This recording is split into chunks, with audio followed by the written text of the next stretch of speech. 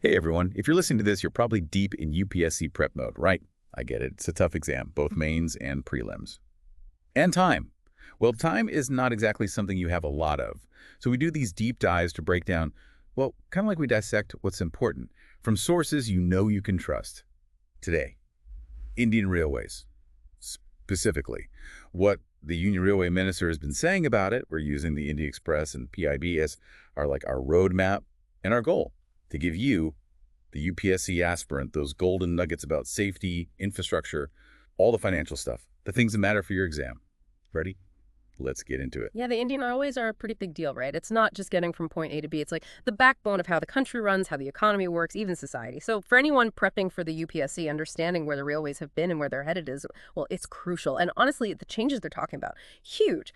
But let's start with the most basic thing, safety. Makes sense. The big claim, the one you see everywhere, is this 90% drop in train accidents and derailments. Compared to way back in 2005-06. That's a pretty bold statement. It is. For context, think about this. Back in 2005-06, there were almost 2 accidents, or incidents, derailments included, every single day. Yeah, it was that bad. 234 accidents, 698 incidents in total. That's what they recorded that year. Now, fast forward to now, 2024, 25. Those numbers, they shrunk dramatically. It's down to about 30 accidents and 73 derailments. So in total, around 80. That's a big improvement. Yeah, that's not just a small change. That's like a complete turnaround. So What's behind this? What are they doing differently to make things so much safer? So it's definitely not luck. The minister talked about a multi-pronged strategy, lots of things happening at once. One big thing is they're using stronger rails. These rails don't break as easily, and, broken rails used to be a massive cause of accidents. Then there's this thing called electronic interlocking. Think of it as an automated system, right? It double checks everything, all the signals and stuff, so there's less room for human error, no more misinterpreting signals, which is unfortunately how accidents happened. Fog safety devices, they're a big help too, especially in areas where, well, you can't see very far in front of you because of fog. And of course, the rollout of Kavak. You've probably heard of it. Yeah, Kavak has been in the news a lot. It's good to see it actually making a difference. Yeah. The numbers are showing it. And it's not just the big accidents they're preventing, it's the smaller things too, right? Exactly. Weld failures, those can cause real problems with the tracks and lead to accidents. They've gone down by a whopping 92%. And rail fractures, another big issue in the past, that's down by 91% from, let me get this right, about 2,500 in 2013-14 to only about 250 projected for 2024. That's incredible. And for your UPSC mains, this is important. It shows how technology, how investing in better infrastructure, it directly translates to safer railways. And safer railways means safer people. Those numbers are pretty reassuring, right? You feel safer knowing they're working on it. But beyond safety, the railways, they're like a massive employer in India, right? Mm-hmm. The numbers they threw out there are pretty mind-boggling. They are. In the past 10 years, the railways have given jobs to 5 lakh people. Think about that, 5 lakh people. And to put that into perspective, in the 10 years before that, from 2004 to 2014, it was 4 lakh people. So it's not just a job provider, it's a growing source of employment. And they're not done hiring either, right? There's a whole recruitment drive going on right now. Yep, they're looking to bring on another lakh employees. And the crazy thing is, so many people want these jobs. Get this, 18.4 lakh people applied for the local pilot exam alone. And for all the positions, from level 1 to level 6, everything, the total applications, 2.32 crore. Yeah, crore. It just shows you, for a lot of people in India, the railways is a lifeline, a stable job, a way to support their families. And for your UPSC essays or maybe GS paper on, social and economic stuff, this is a good example of how big the public sector is in India, how many jobs it provides. Yeah, those are definitely big numbers. It gives you a sense of how many lives are touched by the railways. So we've talked about safety, we've talked about jobs, but there's another thing that people talk about a lot, are they focusing too much on the fancy trains, the premium services, and not enough on the regular passenger? This gets to the heart of fairness and accessibility, right? And the minister, he addressed that head on. He basically said, hey, we're not forgetting about the poor and the middle class. The government is committed to making sure everyone can travel affordably. They're actually increasing the number of non-AC coaches, which, when you think about it, fits in with the government's social welfare policies, right? And affordability, well, that ties directly into fares, right? And the subsidy that the government gives. Yeah, the subsidy on passenger fares is actually pretty big. It's 47%. So in real terms, it costs about 1.38 per kilometer to transport one passenger. But you know how much the passenger actually pays? 73 pays. The government covers the rest. It's a way to keep train travel affordable, which is a big deal in a country like India. That's a lot of money. Has the amount changed at all lately? Yeah, it's actually gone up a bit. In 2022-23, it was 57,000 crore, and last year, 2023-24, it was 60,000 crore. So they're definitely putting their money where their mouth is when it comes to affordable travel. So with all this spending, all these subsidies, how are the railways doing financially? It's a massive organization. I can't even imagine the running costs. That's the million-dollar question, right? Can they afford all this?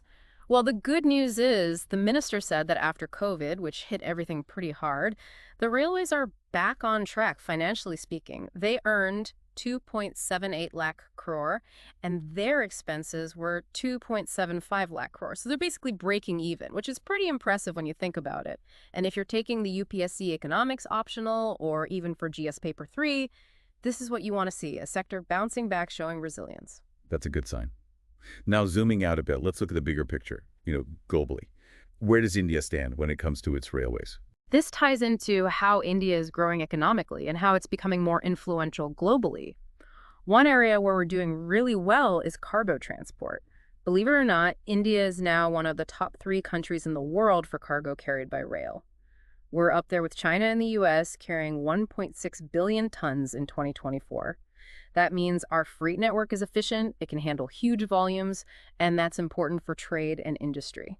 That's pretty impressive. And the tracks themselves, the physical infrastructure, what about that? We hear a lot about expansion, new tracks being laid. Yeah, and it's happening at a pretty amazing pace. They've laid over 34,000 kilometers of new track. To put that in perspective, think of Germany. Their whole rail network is smaller than that. This kind of expansion is crucial. It connects different parts of the country better, it reduces congestion on the existing lines, and it basically sets us up for future growth. Wow, that really puts things in perspective. Now, what about modernization? I know they're trying to upgrade the trains themselves, make them more modern. Right, so they're phasing out the old ICF coaches, those are the older ones. They're replacing them with LHB coaches, which are more modern, safer, and more comfortable. The LHB coaches, they have this anti-telescoping technology, which basically means that if there's a collision, the coaches are less likely to pile up on top of each other. It's a huge safety improvement. And it's not just the coaches. India's making a ton of locomotives now. This year alone, we're going to produce 1,040 locomotives. That's more than the US and Europe combined. So we're not just building better trains, we're actually becoming really good at making them. Exactly. And get this, we're on track to make 1,400 locomotives in total. Again, more than the US and Europe combined. It's like we're becoming a locomotive powerhouse. And they're not forgetting about freight either. They've added 2 lakh new wagons, which is a big boost to our capacity to move goods around. So we're not just upgrading our own railway system, we're actually becoming a major player in the global market for railway technology. Yeah, and this is a big deal for India. We're not just importing technology anymore, we're exporting it. We're sending metro coaches to Australia. Imagine that. And bogies, those are like the undercarriages of the train. We're sending those to the UK, Saudi Arabia, France, Australia. Even the really complex stuff, the proportion parts, are going to places like France, Mexico, Romania, Spain, Germany, Italy. Yeah, that's pretty impressive. Yeah. And it's not just parts, right? We're sending entire coaches and locomotives too. Yeah, passenger coaches are going to Mozambique, Bangladesh, Sri Lanka. And locomotives, those are going to Mozambique, Senegal, Sri Lanka, Myanmar, and Bangladesh.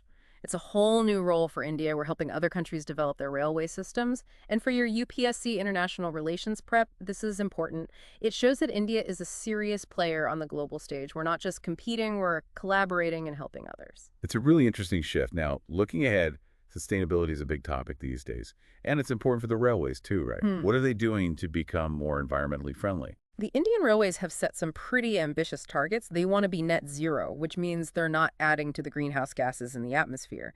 For Scope 1 emissions, which are the emissions they directly control, like fuel they burn, they want to be net zero by 2025. And for Scope 2, which is the emissions from the electricity they buy, they want to be net zero by 2030. These are really ambitious targets. It shows they're serious about sustainability. And what's interesting is, even though they're carrying more passengers and more freight, their energy costs haven't gone up. That means they're becoming more energy efficient, which is good news for the environment. That's encouraging. It shows that growth and being environmentally responsible, they can go together. So finally, let's talk about the big picture. The overall vision for the future of the Indian Railways. So they've massively increased their budget. It's gone from 25,000 crore to 2.5 lakh crore. That's a huge jump. That money is going towards all these modernization projects we've been talking about. They're also introducing new trains, like the Namo Bharat. There are 50 of them being made right now. These trains are designed for short distances, and they'll have both AC and non-AC options. So, they're trying to cater to everyone. The big goal, it's all about making the Indian railways modern, safe, and sustainable. Better trains, better infrastructure, and a better experience for passengers. Yeah, sounds like they've got a lot going on.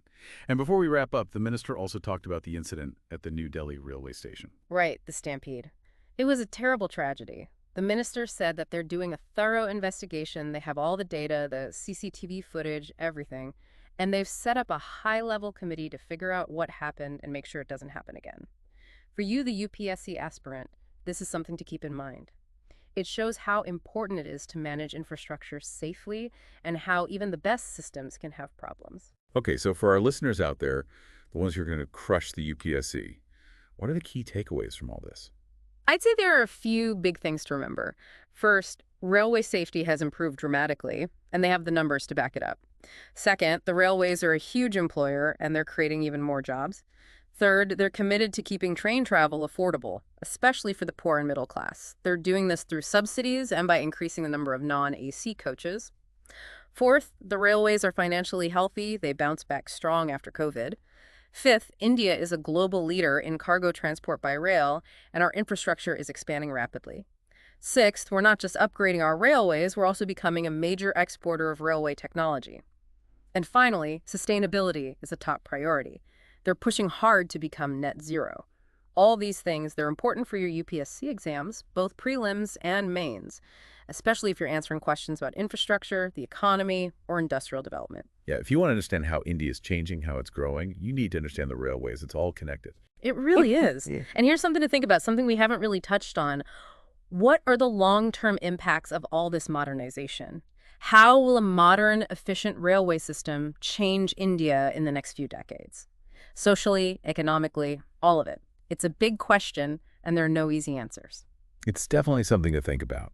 And if you found this deep dive helpful, if it gave you some clarity for your UPSC prep, hit that like button and subscribe for more episodes. And if you have any questions, any doubts, leave a comment below. We love hearing from you. And just so you know, everything we talked about today came from the Indian Express and PIB. Those are our sources, always reliable, always relevant.